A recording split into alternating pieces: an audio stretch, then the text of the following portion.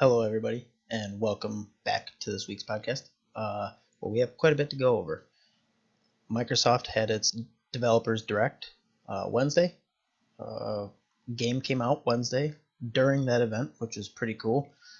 Some news at 343 and Halo, along with other games as well: Call of Duty, Destiny, High on Life, and Warhammer 40,000 Darktide. I'm going to start off with the Halo stuff. So, as we all know, Microsoft has let go of 10,000 employees, which they say is roughly about 5% of the company. That included 343 Studios, Microsoft Studios, and other branches as well. Although they did this, they did also make mention that Halo is still going to be a thing. It's still a main priority. It is Xbox. I mean, let's all face it. If it weren't for Halo, Xbox probably wouldn't be where it's at today. So they confirmed that they're going to continue to make the Halo series, even though they did scrap, I believe, all of their campaign DLC and everything else. They're picking it up and moving it from 343 back to Microsoft Studios. Joseph Staten moved from 343 back to Microsoft Studios. He was kind of lead of that team. It worries me a little bit, but then again, it doesn't. I'm hoping that they're going to get rid of that Slipstream engine. They're going to bring in Unreal Engine 5 and basically reboot the Halo series with that engine. I think that engine, as we all know, is probably the best choice for 1, graphic fidelity, 2, smoothness and gameplay, and 3, for the live service that they want to make Halo. So with it moving over there, like I said, they scrapped a ton of stuff, but it's okay. I think that it's all right. We're not losing Halo. They've already said that. It could possibly it could be for the better, really. It could also be for the worse, but I have a lot of optimism. I think that Phil Spencer knows. I think that everybody at Microsoft Studios knows, and I think that Joseph Staten also knows. So I think that it's okay. I think it's a pretty decent, solid move to get rid of what they were doing and just kind of restart fresh. I love the gameplay in Halo Infinite. I thought the campaign was decent. I love the multiplayer. There was a lack of content. There's no co-op at launch. There's no Forge mode. All those things. But all in all, I think that they brought back Halo. I think that they brought the feel back for Halo, which really made me feel much better about the franchise and the direction that it was going. So let's get right into it. Phil Spencer announced that Halo Studios the Halo Studio remains critical to Xbox despite the cuts. This is just a little article on Kotaku. Says that things haven't been going great for Xbox. Microsoft is facing stiff resistance in its attempt to acquire Activision Blizzard, which we all know it's kind of bogus, like I've said in the past. I think it's a bunch of garbage. Google was one of the last ones to jump in on this, and they have monopolized a lot of things. So really, the fact that they even have said anything is ridiculous. I think that all the claims are ridiculous, and I think eventually it will get pushed through, and Microsoft will own Activision Blizzard.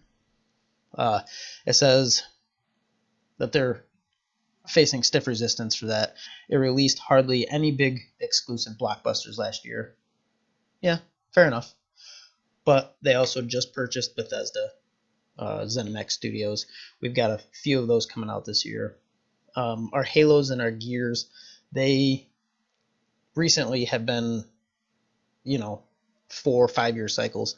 So that doesn't really bother me. We've got a Fable in the works. We've got Forza coming. We've got, like I said, all the Bethesda stuff, all the ZeniMax Studios stuff. So we got Bethesda Studios, Arcane, stuff like that. And also we just got one Wednesday, which we'll touch base on a little bit later. Excellent game, lots of fun, great art style, great comedy, just what video games should be. Simply fun. It says it just cut 10,000 jobs last week. Yes, including many senior developers at Halo Infinite Studios, 343 Industries. Microsoft Gaming CEO Phil Spencer tries to remain upbeat and do damage control in an interview with IGN. Every year is critical, he said. I don't feel this year to be more or less critical. I feel good about our momentum. Obviously, we're going through some adjustments right now that are painful, but I think necessary. Once again, I agree, especially with the Halo stuff. I think right now they want to be a live service game like Fortnite. They don't quite get that through the Slipstream engine, so they are gonna hopefully transfer over to Unreal, I would assume, since that is gonna be top of the line. If not, come up with their own that can handle a live service game like your Fortnite, for example. They do it the best. That's why I think that Unreal would really just be top notch for Halo, and I think that Halo can really succeed in that live service game industry. It's a lot of fun. Like I said, they brought back a lot of good Halo stuff. They made it feel like a Halo 2, Halo 3, but a little bit more fast paced. I like it. I like it a lot, and I think that this move could really be for the better in the long run. He says that it's really set us up in teams for a long-term success, and I agree with that. Like I said, if they move Halo over, they bring in Unreal Engine 5, this Halo can be an infinite Halo where it can last years and years and years, just like Fortnite, coming out with new battle passes, new seasons, new stuff. I think that it could really benefit the Halo series as a whole over the course of the next 10 years, say. So I think that he's right. I think that people might worry now, but in the long run, with the purchase of Bethesda, Halo moving from 343 over to Microsoft Studios, possibly changing their from Slipstream to Unreal 5, I think that could help them as well. We got things like Forza coming out. Gears of War is mentioned to be coming out here soon too, probably within the next 2 years. But you got things like Hellblade coming, which is going to be amazing. There's a lot of things coming down the pipeline. We just haven't seen the fruits yet. But we will. We will. I think within the next, 23, 24, and 25. That's the years, 2023, 2024, and 2025. I think over the next 3 years, we will see a major leap in Microsoft Studios with the exclusives, with the Game Pass, really jumping up a level. I think that us Xbox fans, PC fans, we are going to be getting the fruits of their purchases within the next 3 years. And in my opinion, I might be biased. I am biased. But I believe that Microsoft will eventually take over the exclusive realm that Sony has owned for years. This week captured both the peril and promise facing Xbox right now. On Tuesday, Microsoft announced a drop in net income of 12% for the most recent fiscal quarter compared to the prior year. That's not good, but families are also starting to cut costs of things that they don't need. So Game Pass games that come out, consoles, accessories, stuff like that. Gold, they might not be paying for their service anymore. So there's a lot of things to look at. It's not just because Microsoft hasn't come out with exclusives. It's not just because Microsoft is failing and Xbox is going to flop and within the next 3 years there won't even be an Xbox, like I feel some people are starting to freak out about. It says Xbox gaming hardware and software were down by similar percentages, and Microsoft said nothing about how many new subscribers its Game Pass service had gained since it crossed the 25 million mark exactly a year ago.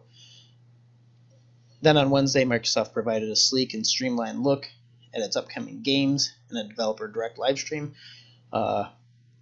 copied right from the Nintendo playbook. That's exactly what they did. They took a few games, 5 to be exact. They talked to the developers. They showed off a little bit of gameplay for them, and that was it. It was an hour show or so, and It really was just based on the 5 games that they chose, and I think that that's the way that we need to go. It kind of sucks because I've been a fan of E3 for years. I want to go to E3. I think that would be a really cool, fun experience, but I think since COVID hit, it has really brought everybody to this online virtual side of things, which is kind of a bummer. I hope that they do still have a physical E3. I know that Microsoft isn't present at E3, but just to be at E3 and then I can go to the Microsoft conference, I think it's the next building down or across the street or whatever it is, but I think that would be a really cool, fun experience to go do. And it's something that I dreamed of doing since I was a little kid, so I'm hoping that does come back. But I do like these directs. Quick, simple, get right to the point, talk about the 5 games that you're coming out with, and let us hear from the developers. Let us see what it's all about. Let us see what they're all about. And then in 6 months, give us the game. And I think that that's what they're going to start going towards. Obviously, they've done one. I haven't really read much on the feedback yet, but that's the way that I think they need to go. Focus on 5 games, get it out there. 3 months later, do another 5 games, get it out there, or 6 months, whatever it is. And really just focus hard on the 4 to 5 games that you have so that we can see more gameplay, we can hear more about it, we can expect it to be here within 6 months or so, and really just have a deep dive into these games instead of showing off 40 games at E3, trailer after trailer. I do like that. It's awesome because we're getting to see a lot of things, but a lot of those things don't come out for 2 years, 3 years. So then you're just sitting there waiting. Hellblade I've been waiting for forever, and we barely got anything on that. So I like this style. I think it's cool. I think it's what they're going to go with. I think they're still going to do an E3, obviously. I think that that's where all the big wigs get together and talk about stuff, but I do like these in between. And then at E3, show me something that's coming out in 2 years and just let me know that. So it says Forza Motorsport was seemingly quietly delayed to the second half of the year, but looked like a beautiful and impressive racing sim showpiece. It did. The game looks incredible. The game sounds incredible. Over 500 cars, over 800 upgrades, all unique upgrades, new tracks. They really showcase their dirt. I'll get to that later, how dirty the cars get and how they have really taken this graphic engine and pushed it to the max, really. It looks incredible. The 4K, the ray tracing, it looks like real life. And I think that Flight Simulator and racing games really, truly showcase the engines that they use and the power of the console. Arcane co-op sandbox vampire shooter Redfall got a May 2 release date. Real-time strategy spinoff Minecraft Legends will hit in April. And to cap things off, Tango Gameworks, maker of The Evil Within, shadow dropped Hi-Fi Rush on Game Pass, a colorful rhythm action game from left field that already became the first undisputed gaming hit of 2023. It's awesome. It's a lot of fun. I got on and streamed it that night for about an hour. Had a ton of fun with it. It is a rhythm action game where you attack to the beat of the music. It's a lot like Hellsinger, but not as dark. It's very bright, vibrant, comic book art style. Lots of fun, funny humor in it, good storyline. Just really great. Really great surprise. I didn't know it was coming. I didn't see any leaks or anything on it. It was awesome. I really enjoyed it. I can't wait to get back into it a little bit more. Maybe I'll stream a little bit more. I want to get back to Redfall. Redfall, we got to see some gameplay on that.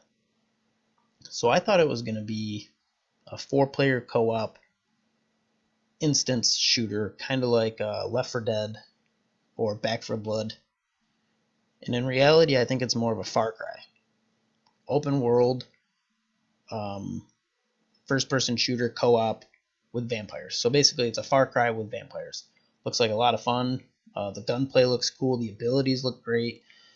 And the enemies look cool. So I'm really excited to jump into that as well. coming to Game Pass, so obviously I'm going to try it out. Looks like a lot of fun. Next, we are going to, we're going to jump right into Forza. This headline is this racing game promises the best dirty video game cars you've ever seen. And they looked like the best dirty video game race cars I've ever seen.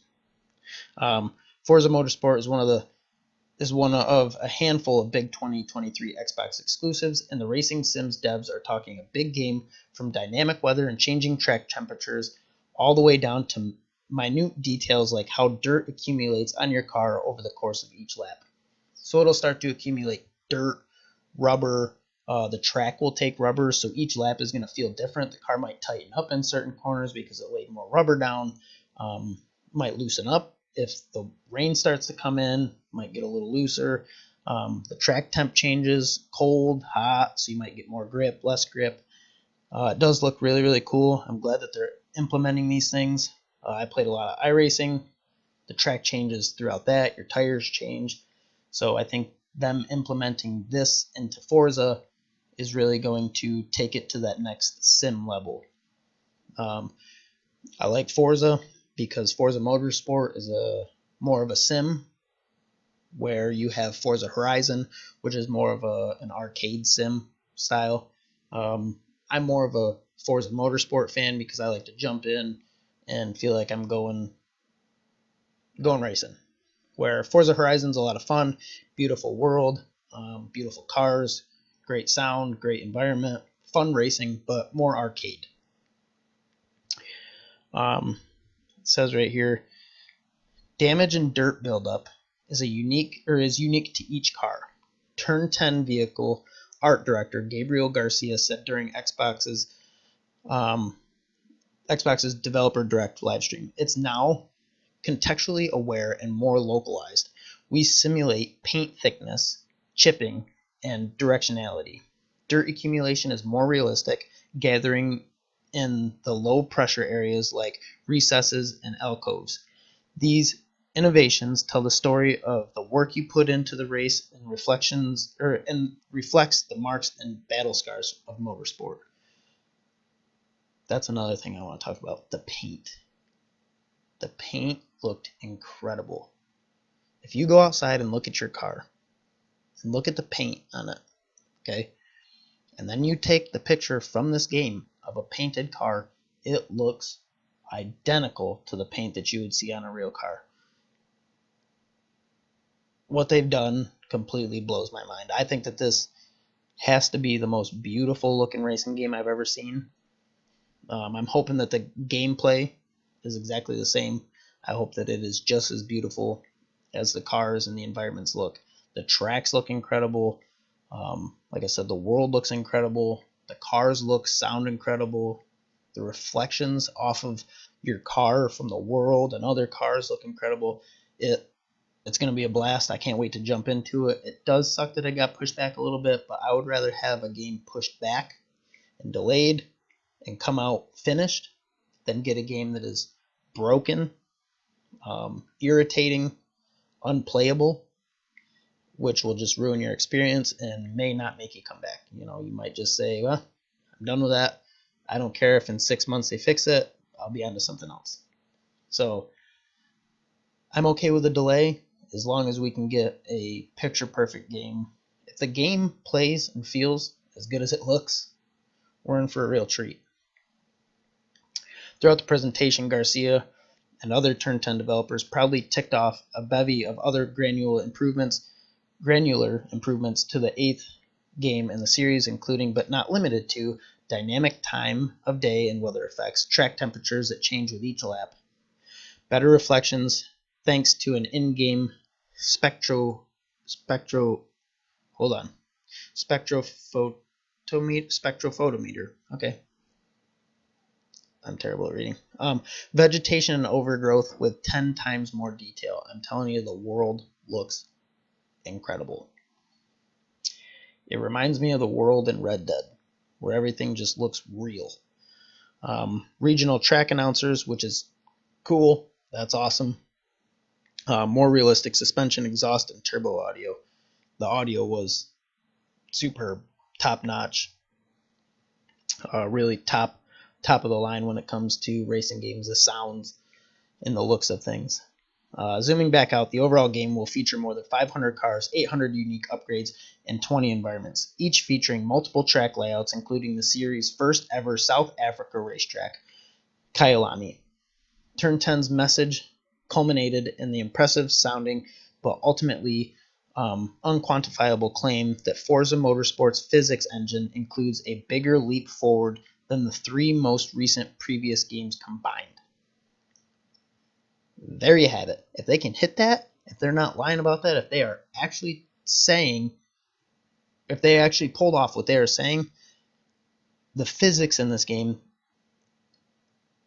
should be spot on.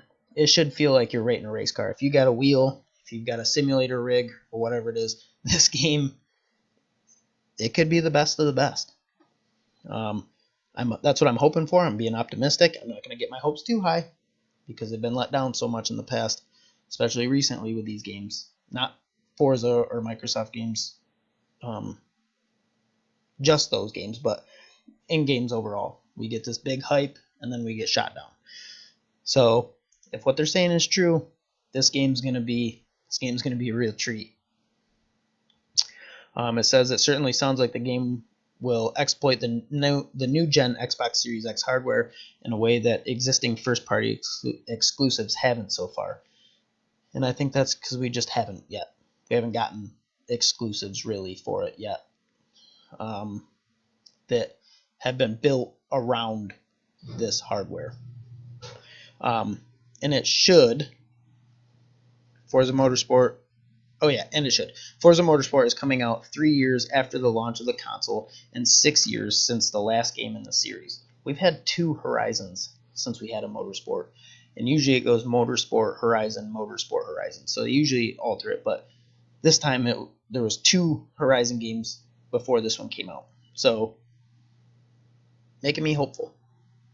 Hopefully it learns a lesson from PlayStation's Gran Turismo and doesn't let a grindy in-game progression and monetization overshadow the simulation elements when it arrives sometime before the end of 2023. So yeah, Gran Turismo was a big letdown. I believe that it was the lowest scoring PlayStation exclusive ever. I think it got like a 2 out of 10 or 2.3 or 2.8 or something like that out of 10. It was the lowest scoring exclusive for PlayStation ever. And it was on their new console. I know that they've made changes and they've kind of made it a little bit better since then, but I've seen it. It looks great, but I've played Gran Turismos in the past. They were great, but to me, Forza is a true and much better overall simulator when it comes to console simulators. Obviously, there's other ones out there, iRacing and R-Factor and Assetto Corsa and all those, but when it comes to just true console game or console simulators, I believe that Forza really owns that space. All right, let's move on to Call of Duty. Some big news in Call of Duty this past week. Upset a lot of people, but also made some people happy as well. So Call of Duty in the next season is going to undo all the things in Warzone 2.0 that people hated, which to me is super annoying because I feel like a lot of that hate is coming from streamers, and they're just enabling these streamers to complain about something and then they go out and fix it because a streamer complained about it. And I know a lot of people that will complain about the same things, but I don't feel like they actually know what they're talking about. No offense, like I don't mean any offense to that. If you think I'm talking about you, I'm probably not. But some people complain about things that I hear the exact words come out of streamers' mouths. So I feel like they just see and hear what a streamer says, and then they say the same exact thing.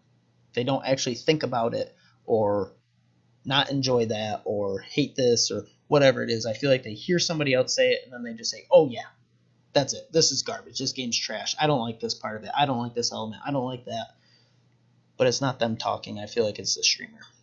So undoing many changes. 1v1 gulags, not 2v2. I think that's a good move. 2v2 is kind of annoying. Sometimes you get somebody who wouldn't have a mic, you couldn't communicate with them. Sometimes you get somebody who wasn't there anymore, so it's a 1v2. I think that was just I think 1v1 is where it should be, especially in solos. Like, I don't think that you should be playing solos and get a 2v2, and that's what I play a lot of. So Season 2 for Call of Duty Modern Warfare 2 multiplayer in Warzone 2.0 arrives on February 15th, which it did get pushed back a week or two, I believe, which is okay because I haven't finished my battle pass, and I really would like to, so it gives me a couple more weeks to do that. An official blog from yesterday details the many changes we can expect from the game's various modes, some of which ought to make fans of the original Warzone very, very happy people. You didn't just get your 1v1 gulags back, but there are also some key changes to loot you'll want to pay attention to as well. Season 2 will feature a number of quality of life adjustments to the UI, as well as improvements to audio across the game, along with weapon balances. Details on these are forthcoming, so we don't know all the details about the weapon balancing, but they will bring it. Now the thing is, that's going to be super hard. Like, I feel like they're either going to make things useless now, or they're going to make things too good because of the ability to go in and tune all of your attachments to build a gun the way that you want it to. I mean, they do have a ton of people working there. I'm sure that they can get it done, but I just feel like some guns are going to feel more lopsided than others, either in a good way or a bad way. So I feel like it's going to be a tough task, but I think they can do it. Season 2 is sort of a throwback, seeing Warzone and Modern Warfare 2 finally getting some adjustments that ought to feel very similar to fans of the older games. The gulag, loadouts, backpacks, and more are all getting tweaked, some to a pretty substantial degree. Let's get into it. The gulag's jailer is out, and flags are back in. I thought the jailer was kind of fun. Because then it kind of saved both your lives. If you could manipulate the other person into killing the jailer with you, you could actually both get back into the Warzone. So I think that was pretty cool. But going away from the 2v2s, maybe they just brought the capture the flag back because they were getting away from that and going back to the 1v1s. Warzone 2.0 brought a bunch of changes that weren't necessarily a hit. The community, the gulag's 2v2, and jailer mechanic, which spawned a bullet sponge of an NPC in the middle of the gulag match, was likely high among them. While we have known that 2v2s are getting replaced by familiar 1v1 showdowns, folks ought to be happy to know that the jailer is on his way out too. Now, just as it was in the first Warzone, the original overtime flag capture will determine who walks out alive. Capture the flag and you will deploy back onto the battlefield. If both players fail to capture the flag, then the person with the most health wins. Season 2 will also see more guns in the gulag, with assault rifles, SMGs, LMGs backed up by pistols as your secondary weapon. No shotguns though, so it's a sad day for folks, or fools like me. Not like me, but that's what the article says. That's cool, because it was pistols, which was okay, because I feel like that really does allow the better people to get back to the battlefield. I think that a pistol is a little more, you need a little more talent to win a gulag with a pistol than with an SMG or an assault rifle. So I think that maybe the better of the two teams would get back in because of the pistol. But I do like the SMGs and everything coming back in. Money, money, money. There's more of it. There are also some big changes coming to how loadouts, loot, and cash will work in the Battle Royale starting on February 15th. Contracts will deal slightly less money, but to make up for it, you'll find higher amounts of cash laying around the map, with minimums of $800 found in piles and $500 found in cash registers. And yet another reversal of unpopular mechanics. Warzone 2.0 is letting you loot fallen enemies the same way you did last time. Instead of fishing through their backpacks, all loot will pop out of an enemy when looking through their stuff. What? People used to really love... Come on, cat. Sorry, my cat was digging at a box. People ripped on Battlefield when they came out with their what was it? Ring of Fire there. Whatever it was.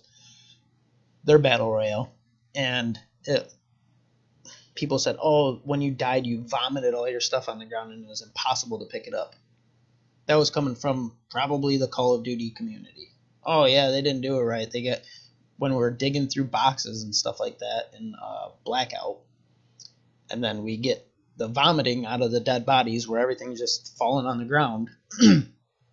People all of a sudden like it because it's on Call of Duty.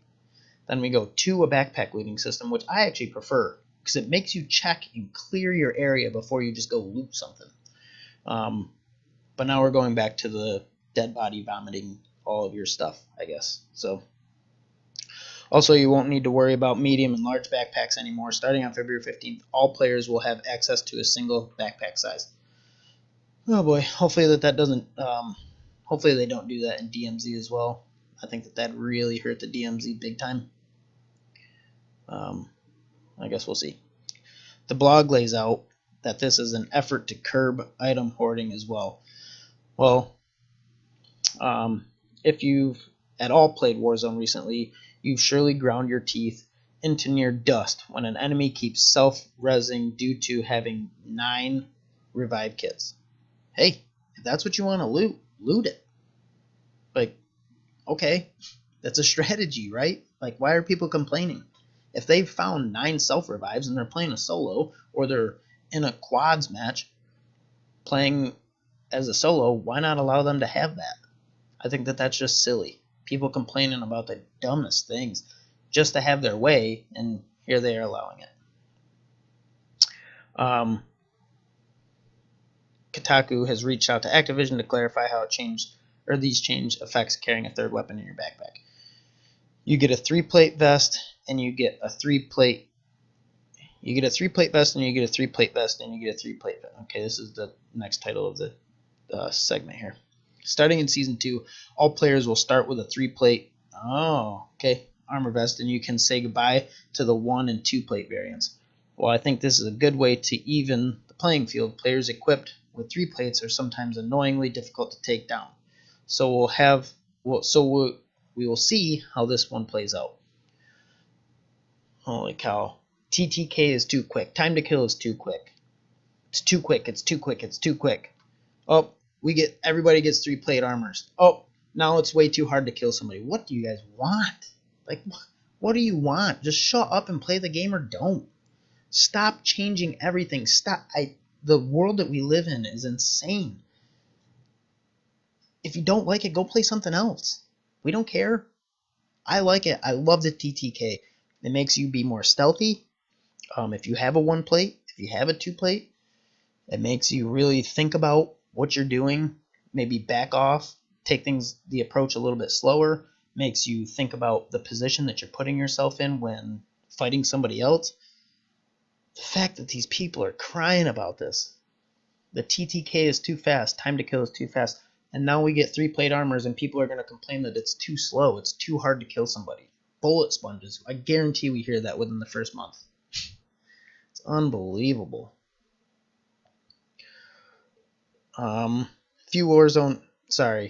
I'm sorry. The Call of Duty community is full of whiners. It really is. Like, you can't have your cake and eat it too. Like, what do you want? Do you want it this way, or do you want it that way? If it's this way and you don't like it, they'll change it to the way that you say you like it, and then you'll complain about that because it's not the way you like it. Just be quiet and play the game. That's it. I'm done. Sorry, I'm done with that one. We might get into a little bit more here soon. I don't know where this is going. A few Warzone players were happy with how loadouts worked on launch. Thankfully, we saw loadout grenades reappear a few weeks ago, but things are going to get a little bit better. No longer will you need to rely on curated perk packages, while the amount of perks available at the start of the season will be a little less than what we will see in the main multiplayer for Modern Warfare 2. You will finally be able to customize your perk package. Additional perks may be re-added based on how this initial offering pans out. And while you can still buy just your primary weapon from a buy station in Season 2 at a reduced cost, loadout drop markers will also be more affordable. Matches will also see a second public event loadout drop. All in all, loadouts will be a bit more customizable and you'll have easier access to them. A win for everybody. Everything coming to DMZ, and Kotaku has it labeled as the game's best mode. I second that. I mean, this is really what we're here for, right? That's what I'm here for. I don't know about you, but that's what I'm here for. Though still in a beta, that's debatable.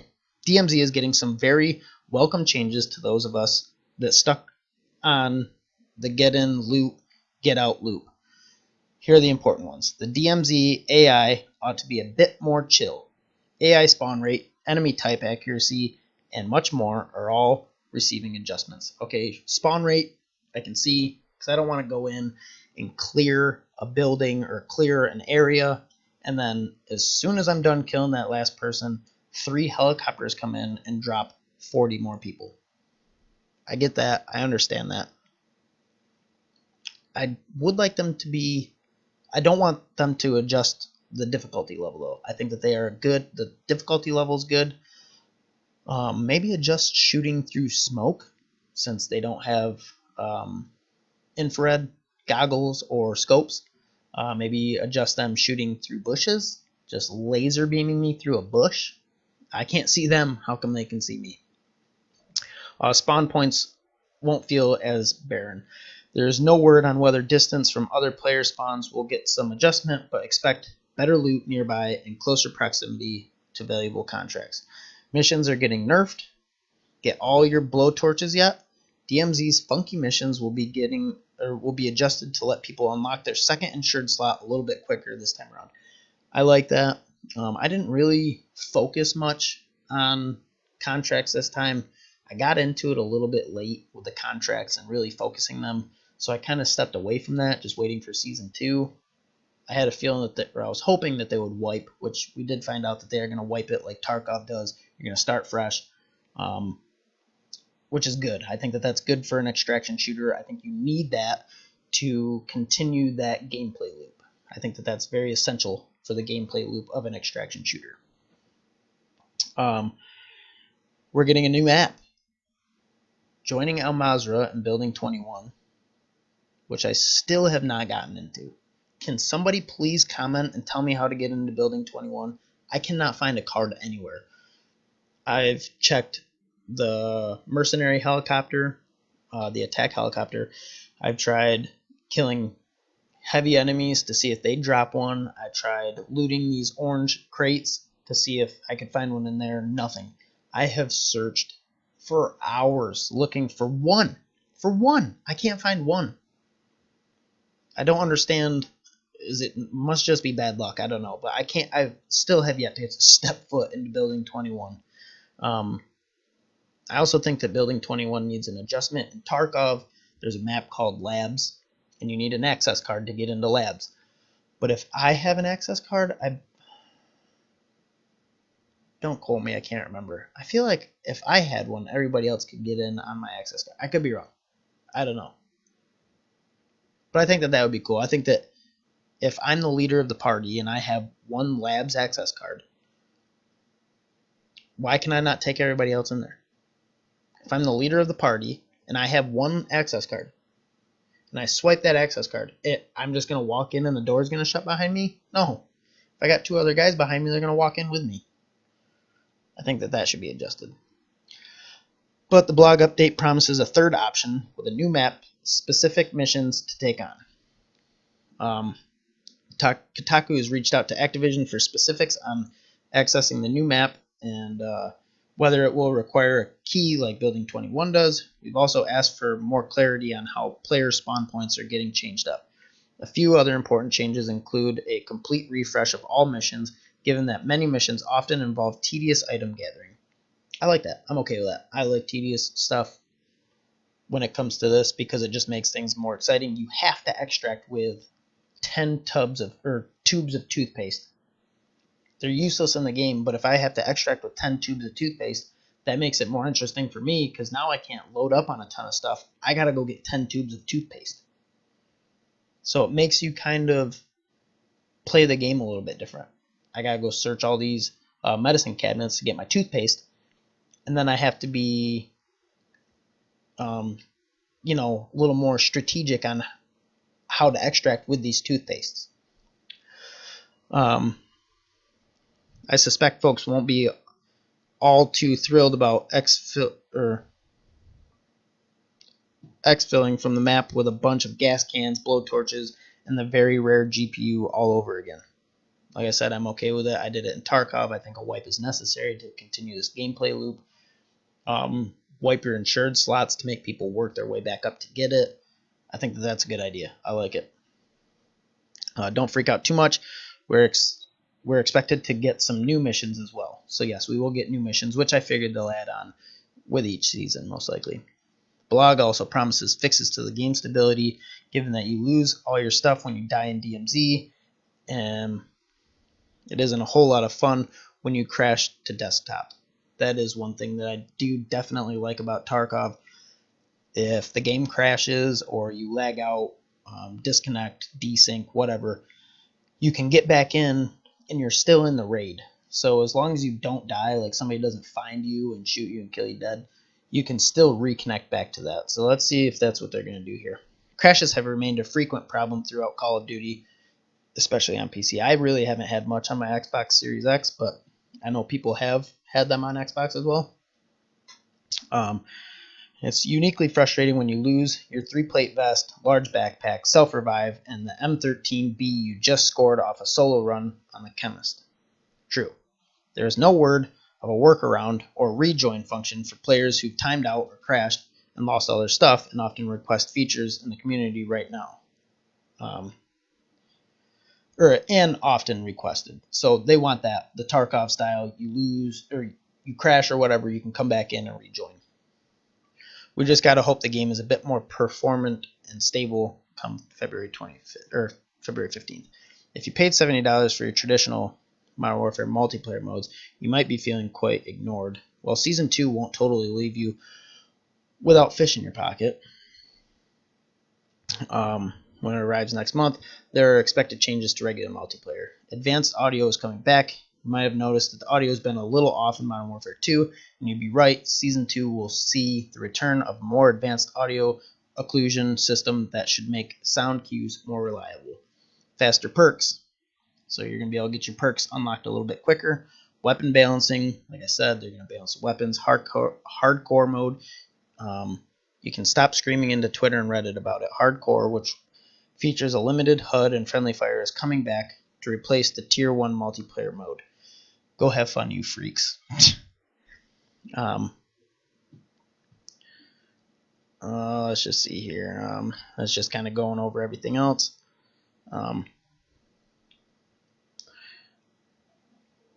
Another thing that I did see is this, the DMZ wipe. A lot of people are pretty upset about it. I've been reading, but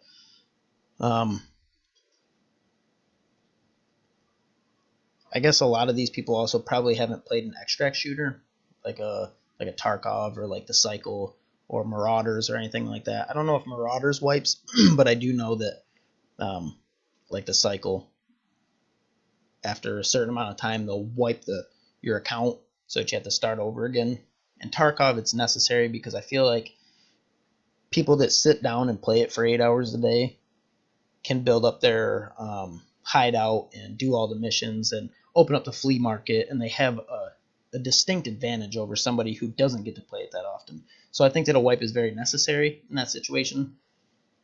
Call of Duty, I don't feel like it's as necessary, but at the same time, I do feel like in an extraction shooter, you need that replayability, so that loop. And I feel like that is just what it does. It just gives you that loop, that replay value, where you go in, you do the missions, you extract, you build up your contraband weapons and all that. You do your missions, you get your insured slots, and then when wipe comes, you have to redo it all. So you only have one insured slot now, so you have to unlock the other two. I think that that's a good thing.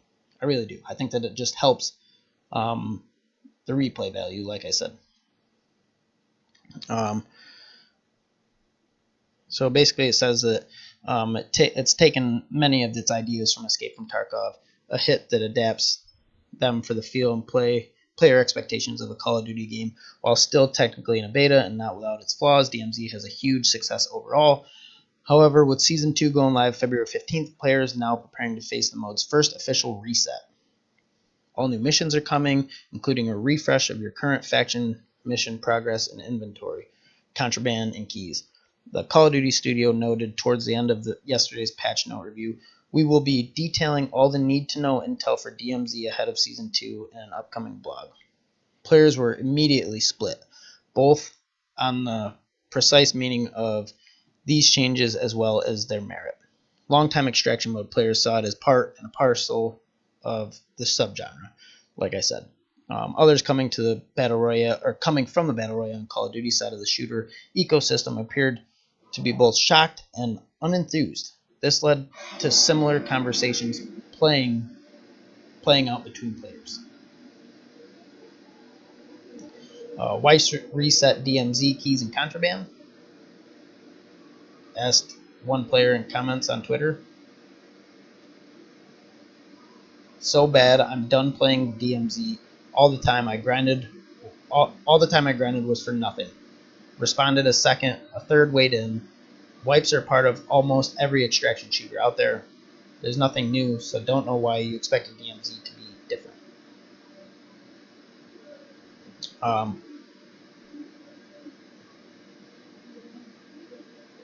My wife is currently running the water, so if you can hear that, I'm sorry. I don't know why it's running so long. But anyways, so people are upset about it. The grind wasn't for nothing. You still enjoyed it. You enjoyed the game while you were playing it. Now we're going to reset. You're going to do it all over again. Yeah. Remember when we would go into prestige mode? And in the prestige mode, or prestige, you would prestige. So you would get to level 55. You get all the attachments for your guns. You get all the camos for your guns. And then you'd say, oh, I'm going to prestige. Then what happened? You wiped everything. Was all of it for nothing? No. You got a really cool logo next to your name, or a cool symbol. You're not going to get that with this, but it just gives you something to strive for. And I think that that's fun. I think it's awesome. I think that it's needed in an extraction shooter, like they said. And I don't think it's bad at all, really. Quick little thing here on High on Life. So I guess the Rick and Morty creator, he has been accused of a domestic violence. The game High on Life came to Game Pass as a pretty awesome game. I talked about it here before. Really good experience, fun, 6-hour game. He was caught up in a domestic violence, and he, I believe, has been fired from Rick and Morty, and I believe it says here that he stepped away from High on Life. Now, I heard an interview with this guy, and he seemed pretty cool. Obviously, you don't know what happened. You don't know what happens behind closed doors, who he is behind closed doors, but he seemed like a pretty cool guy. Pretty out there, a little weird, but expected from the guy who does the voices of Rick and Morty and creator of Rick and Morty and this game. It's a shame. It really is. The game was awesome. I have heard that Rick and Morty is going to continue to go on. That Rick and Morty is going to revoice the characters, which is going to be pretty jarring. But I hope that they continue this game series as well, because the game was a lot of fun. Like I said, it was only a 6-hour game, so it was something that you could just get in there, complete, and feel like you made progress every time you got on, without having to sit there for 45 minutes. So he stepped away. Like I said, hopefully they continue to make those really fun games. So Darktide, Warhammer Darktide, which is like Vermintide, but it's not rats, bunch of big mutants and stuff like that. So it's basically just like a hack and slash type game, instance games where you go in, you destroy a ton of enemies, and you finish a mission, you get out. It's got some RPG elements, stuff like that. The game released on PC late last year. It's going to be coming to Xbox here soon, but it has been delayed for Xbox because there's been some issues on the PC. Um, unfortunately, because I played it a little bit on my PC just to get a taste of it, but I was really excited that it was supposed to be coming out for Xbox soon, so I kind of pushed it off. Now it looks like I'm going to have to wait a little bit longer, so maybe I'll jump into it on PC. It's in Game Pass. If you have a PC, check it out. It's a ton of fun. I never would have played Vermintide if it weren't for Game Pass. I had a ton of fun in that. I've talked about that before on this show. Warhammer 40k Darktide released on PC late last year. A dark and chunky take on Left 4 Dead, set in Games Workshop grim, distant future. It was okay. Had its problems, but it was okay.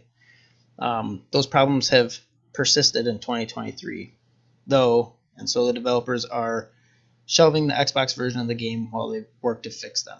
That's okay. I'm okay with that. Once again, fix what you have, figure out what the problems are, and then you can focus on doing the same thing for the console version and getting it out there to us as perfect as possible. In a statement released earlier today, Fat Shark said they set out to create a highly engaging and stable game with a level of depth that keeps you playing for weeks, not hours, but fell short of meeting those expectations. As a result, they're not only delaying seasonal content for the PC version, but they will be delaying the release of the game on Xbox Series X and S as well.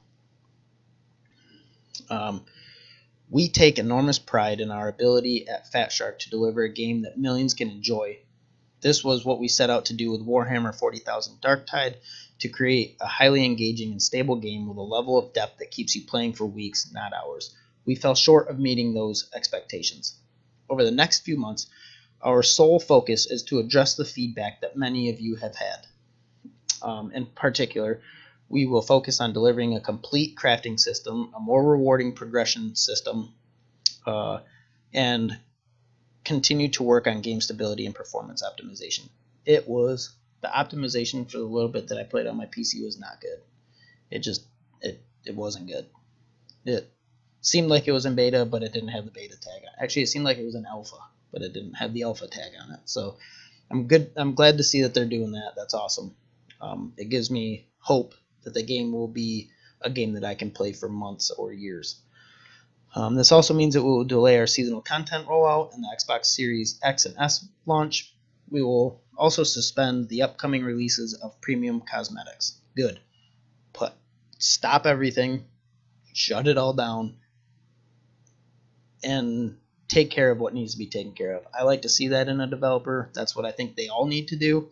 But instead, some will continue to push out stuff while fixing the problems, but not completely fixing the problems because they're focused on other things as well. I think this is a great look for Fat Shark. Good job, guys. Keep up the good work. And just for that, I'm going to be pushing this game and I'm going to be playing this game. We just couldn't continue down this path knowing that we have not addressed many feedback areas in the game today. Thank you for playing and providing feedback. We really appreciate it. It was and will continue to help shape the game we love. That came from Martin Wooland, CEO and co-founder of Fat Shark. Awesome. Good job. So that's what they're going to do. They're not going to do everything at once because I think that's just silly. They're going to do something. They're going to focus on one thing. They're going to fix it. They're going to move on to the next thing, fix that. Then eventually we will get more releases for the game on PC, and we will also get the game on Xbox. Last thing I want to touch base on is that if you're a Destiny 2 fan, you had a 20-hour outage this week. That's a long time. So they have an article on what happened. If you weren't aware, it did go down for 20 hours straight. The servers for Destiny 2 went down for 20 hours. That's a long time, especially for one of the biggest games out there still to this day. So Bungie turned off the Destiny 2 servers while the studio looked into a problem that had players apparently losing progress on in-game challenges. This outage lasted a bit longer than everyone expected, with the free-to-play shooter remaining offline for nearly 20 hours. So what happened? Today, Bungie pulled back the curtain and explained exactly what went wrong and why it had to roll back the game, erasing a few hours of folks' quest progression in the process. Yikes. On January 24th at around 2 o'clock, Bungie tweeted that it was taking Destiny 2 offline while it was investigating an ongoing issue causing certain triumphs, seals, and catalysts to lose progress for players. A few hours later, at 5:51, Bungie tweeted that it had possibly found a fix for the issue and it was testing it, but it was unable to specify when or if Destiny 2 servers would come back online. Nearly 4 hours later, Bungie tweeted for the last time that night announcing that Destiny 2 would not be playable that evening. Nearly 12 hours later, at around 9:55 a.m., Bungie announced it had finally solved the problem and servers would be back online following a hotfix that nearly 20 hours of downtime had some players worried that the game's health and future. Yeah, that's scary. When a game goes down for 20 hours, that's a long time. Maybe a couple hours here and there for maintenance, but 20 hours, it's got to be a little scary. After years of bugs and broken updates, it was really starting to feel like the 7-year-old shooter was being held together with duct tape. Yikes. So what happened during those 20 hours and why was the game down for so long? With little warning, Bungie has explained what broke, why, and how it was fixed in the latest blog post, and surprisingly, the developers are more transparent than you might think, going into technical details of the issue. According to Bungie, shortly after releasing the previous update for the game, hotfix 6.3.0.5, players began reporting that many triumphs, seals, catalysts had vanished. Bungie realized that this was being caused after it moved some currently incompletable challenges into a different area of the game's data. To do this, Bungie used a very powerful tool that lets the studio tinker with the player's game state and account. Apparently, due to a configuration error, Bungie accidentally reran an old state migration process used in a past update. Because of this error, the tool copied old data from the past update into the current version of the game, which basically undid some players' recent in-game accomplishments. Yikes. Once we identified that the issue resulted in a loss of player state, wrote Bungie, we took the game down and rolled back the player database while we investigated how to remove the dangerous change from the build. So then they created a new patch, figured everything out, and basically it says that any player progress that was made between 8:20 and 11 a.m. on January 24th was lost. Any purchases made during this time got refunded. So if you made any purchases, that's good. At least it went back to that and you didn't lose any of your stuff. So well, at least they fixed it, right? But man, they accidentally used an old process. That's somebody hit the wrong button there, huh? But yeah, I think that's about it. I did get my capture card in, so I'll be streaming a little bit more. I got to figure out what to do with it, how to get it to work, do all that stuff. So there might be some test runs and stuff like that. But I did get it, so we'll be doing more streaming. I'll probably be playing that Hi-Fi Rush, Call of Duty, maybe some Monster Hunter, some Ghost Recon. I don't really know exactly what right yet, but yeah, I plan on getting into it and making some VODs and also streaming live as well. So yeah. Haven't really played much. Played a little bit of Call of Duty, a little bit of Hi-Fi Rush. The last 2 days, last night and today, I spent at a marriage seminar at our church with my wife. It was nothing bad. It was just how to live a Christian life in a marriage and how that should look, and just kind of help strengthen a marriage and make it as good as possible. So that was really good. We got to spend some time together, and yeah.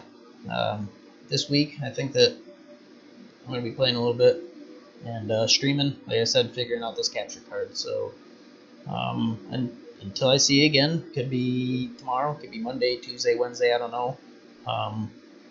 Keep gaming. Have fun. Remember, that's the number one thing. reach out to somebody, tell them you love them, and I'll see you next time.